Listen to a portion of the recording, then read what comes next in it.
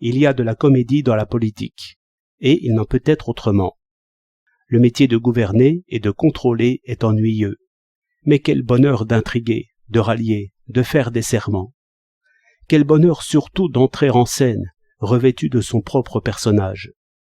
Et je comprends que l'on aime mieux tomber que changer de rôle. Ce que je regrette dans les radicaux, c'est qu'ils ne soient pas assez fracasses dans leur emploi. La modération a pour elle l'ordre, la sûreté. Patrie d'abord. Où je vois de la comédie, mais de la bonne foi aussi. Un acteur est de bonne foi. Les communistes récitent un rôle, ils parlent en vaincus. C'est une manière. Quant aux socialistes, ils ont trouvé leur personnage, qui est long et maigre, et premièrement intellectuel, et donc ironique.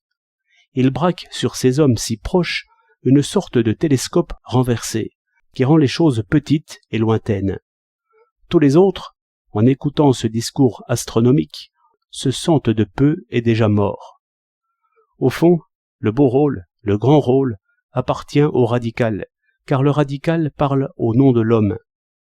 Liberté individuelle tout de suite, égalité tout de suite, justice sans attendre, refus à la tyrannie, d'où qu'elle vienne, refus aux forces, d'où qu'elles viennent.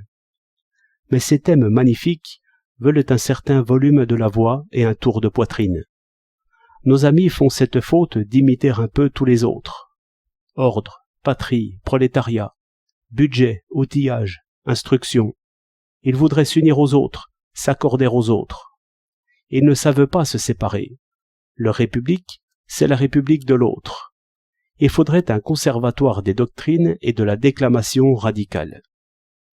Au fond, ils ne savent pas porter le mépris, ils ne savent pas s'en envelopper comme d'un manteau. Pelletan et Combes allaient au-devant. Ils savaient faire le fossé entre eux et toutes ces élites.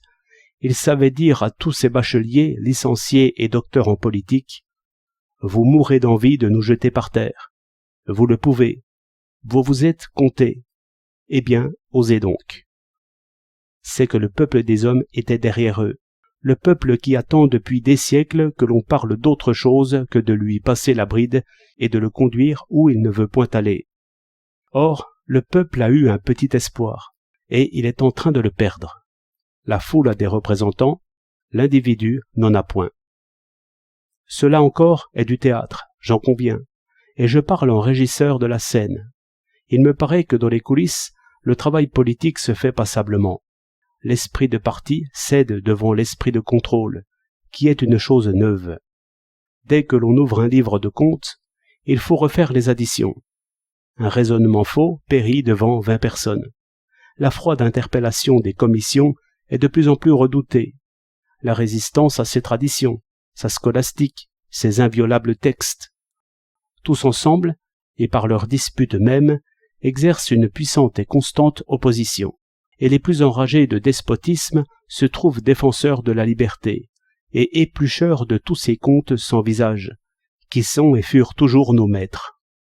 En sorte que l'opinion silencieuse trouve tout de même passage, comme il paraît dans la politique extérieure, et même dans l'intérieur. Par exemple, les passions, au moins celles qui sont avouées, déclamées, comptées, seraient moins favorables qu'au temps de Waldeck, de Jaurès, de Pressensé, à la révision d'une nouvelle affaire Dreyfus. Seulement, une telle affaire ne se produirait point. Elle suppose une audace, un cynisme dans les pouvoirs bureaucratiques, qu'on ne trouverait plus, et aussi une paresse du jugement, un sommeil du contrôle immédiat, qui sont du passé presque autant que la Bastille ou les bons à vue sur le trésor. La tyrannie a pris une autre forme. Elle n'ose plus dire son nom. C'est qu'il manque, dans le mélodrame, le grand rôle et les répliques essentielles. Craignons l'accord.